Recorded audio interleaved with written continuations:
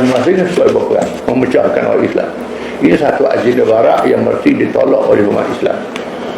Dan perkara ini terserah pada ulama-ulama mengkaji secara ilmu. Dan kita kena sedar bahawa sudah banyak ulama-ulama ni sudah mentarjihkan pandangan-pandangan mazhab berdasarkan kajian yang mendalam. Assalamualaikum warahmatullahi wabarakatuh. Alhamdulillahirabbil alamin wa bihi nasta'in. Sekali lagi kita membicarakan tentang Wahabi. Sekarang ni topik Wahabi panas diperkatakan. Sedangkan kumpulan ini telah berada lama sebelum ini.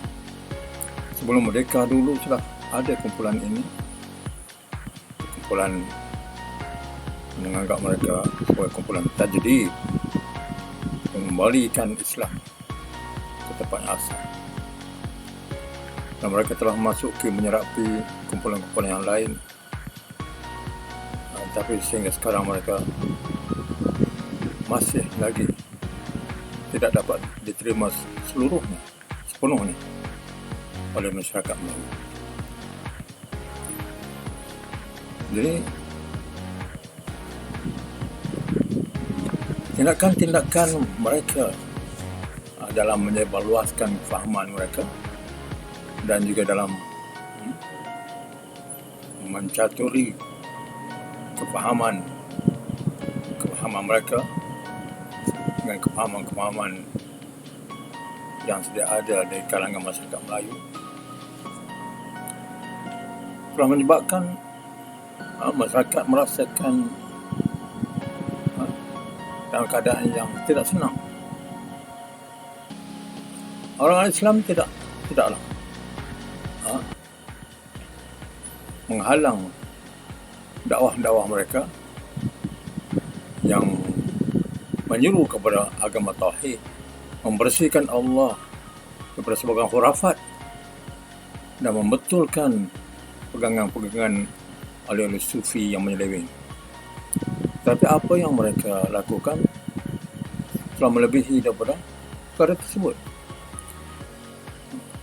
sampai menyentuh kepada akidah ummah, menyentuh kepada soal-soal salafiyah, soal-soal furu' yang menyebabkan sesiapa yang tidak mengikuti mereka ini dianggap sebagai orang yang melakukan bid'ah.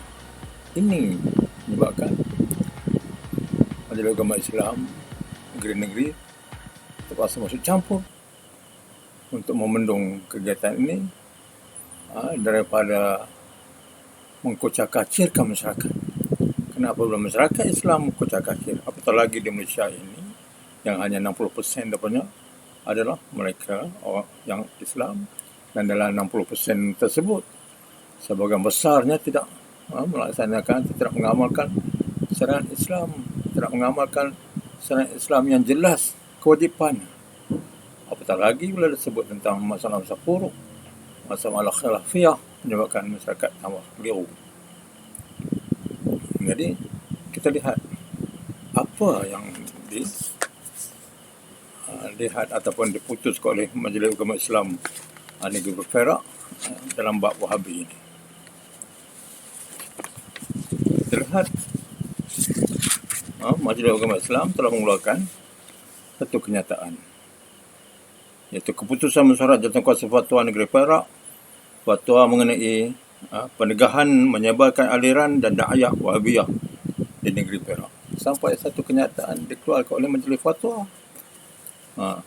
menghalang mereka ini daripada menyebarluaskan kegiatan-kegiatan mereka. Jadi kita tengok di sini pengenalannya. Dalam pengenalan tu disebut siapakah kumpulan-kumpulan yang dikatakan Wahabi ini, kerana pada masa yang sama mereka mengaku sebagai golongan salafiyah. Dan dalam masa yang sama juga mereka mengaku mereka adalah golongan as-sunnah. Jadi Majlis Agama Islam telah menerangkan sini satu persatu siapa yang dikatakan as-salaf, golongan as-salaf, dan pengasas daripada golongan yang disebut Wahabi ini. Itu semua orang dah tahu, dan banyak orang dah tahu pun, bahawa diasaskan oleh Muhammad bin Abdul Wahab bin Sulaiman bin Ali, berasal pada negeri Najd dan terletak di sebelah timur Madinatul Munawwarah. Aliran ini diserbahkan kepada bapa beliau yang merupakan seorang ulama mazhab Hambali.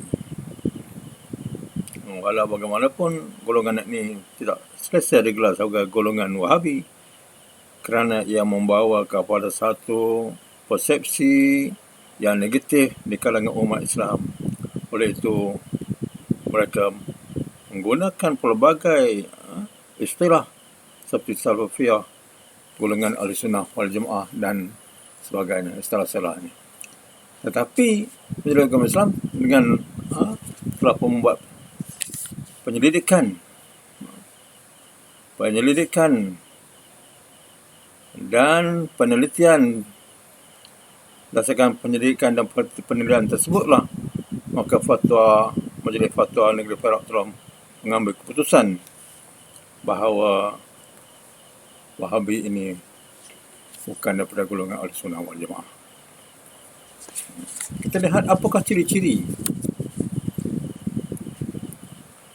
Antara ciri-ciri aliran Da'iyah Wahabiyah ni. Apakah ciri-cirinya menyebabkan mereka ini digelar sebagai Wahabi? Walaupun mereka mengaku bukan ahli Wahabi, menyebutkan mereka ahli Salaf, ahli Sunnah dan sebagainya, tapi ciri-ciri yang mereka dakwahkan tersebut terserlah dalam pembawaan pelajaran-pelajaran pengajaran mereka. Dan antara ciri-cirinya disebut sini, menolak dan menyesatkan pengamal pendekatan tauhid sifat. Maksud sini tauhid sifat 20. Orang mengamalkan tauhid sifat 20 ini, mereka menolak pendekatan ini. Yang kedua, menganggap syirik berbagai amalan ahli sunnah wal jamaah, satu selawat syifa dan selawat tafridiyah.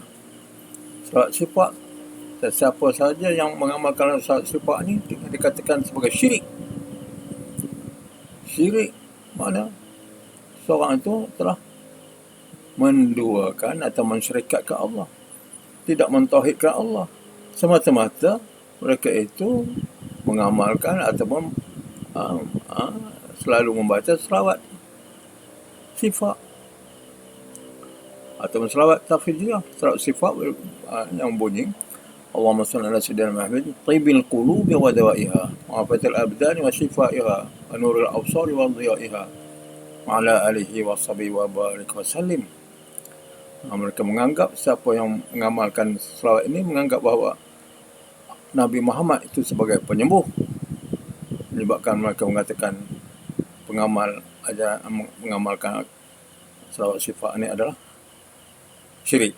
Sedangkan maksud sebenarnya yang di situ bukannya Nabi Muhammad itu sebagai penyembuh, tapi Allah lah yang menyembuhnya.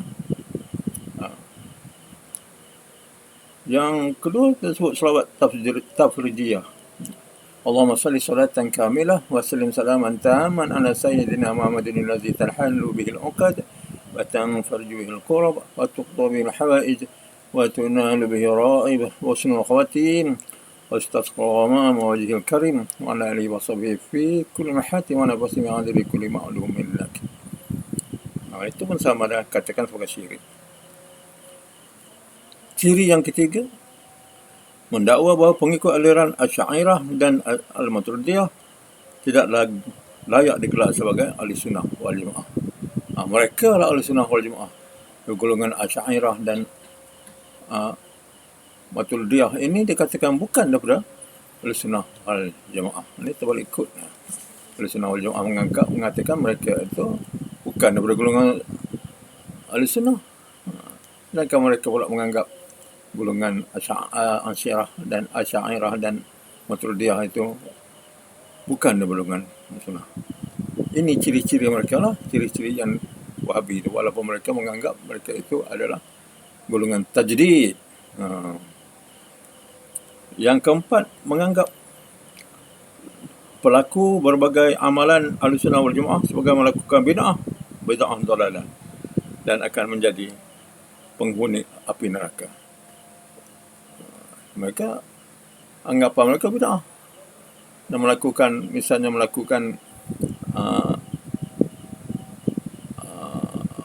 wirid selepas sembahyang.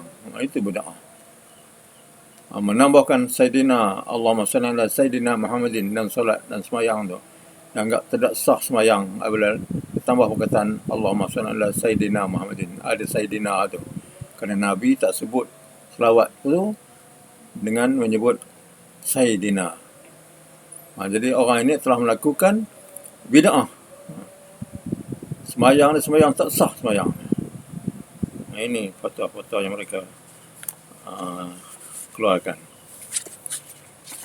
Jadi kita perhatikanlah, itu dah antara ciri-ciri dah.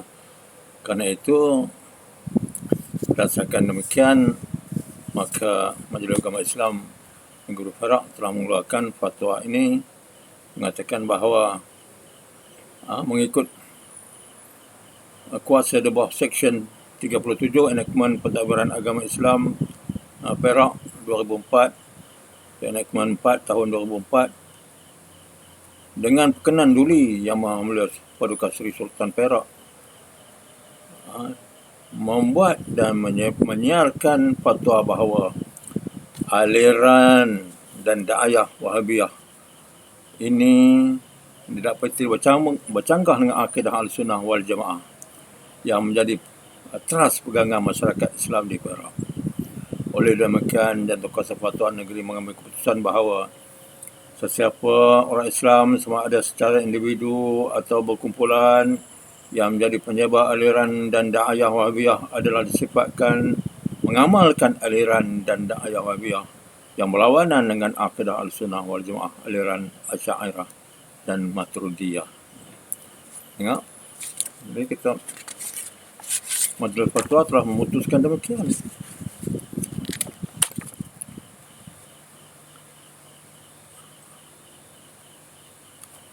Apabila bercanggah dengan akidah Ahlussunnah wal Jamaah, maka sesiapa orang Islam sama ada secara individu atau berkumpulan melalui pertubuhan atau persatuan yang menjadi ahli jamaah atau pengikut aliran dan da'ayah Wahabiyah dengan berselindung di sebalik apa aktiviti sama ada ekonomi, perniagaan, pendidikan, kesenian dan sebagainya yang mempunyai unsur persamaan dengan aliran dan da'ayah Wahabiyah adalah disifatkan mengamalkan ajaran, pegangan dan fahaman yang berlawan dengan akidah Ahlussunnah wal Jamaah.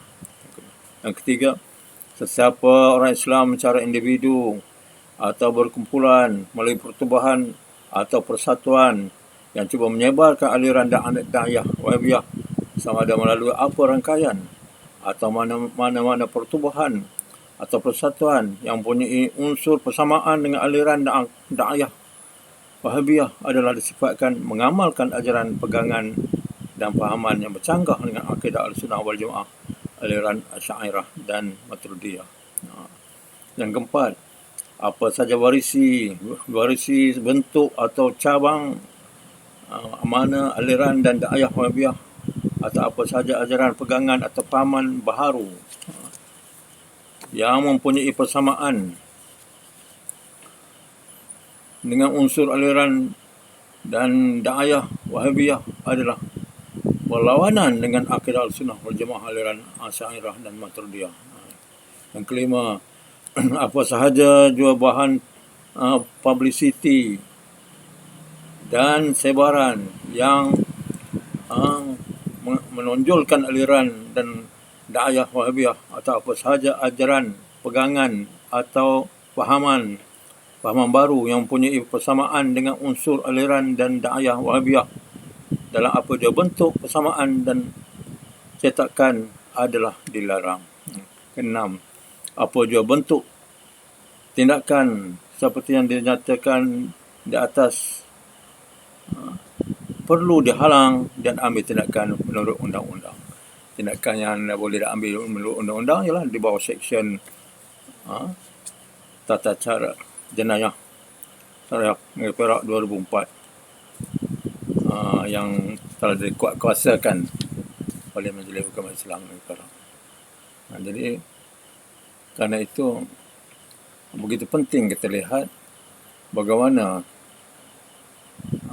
Majlis Hukum Islam negeri-negeri dan negeri-negeri yang lain juga telah membuat keputusan untuk menghalang terhadap penyebaran daripada dakwah Wahabi ini, kerana dakwah ini adalah dakwah yang dikatakan boleh memecah belahkan masyarakat daripada aliran Ahlussunnah wal Jamaah. Sekian, Wassalamualaikum warahmatullahi wabarakatuh.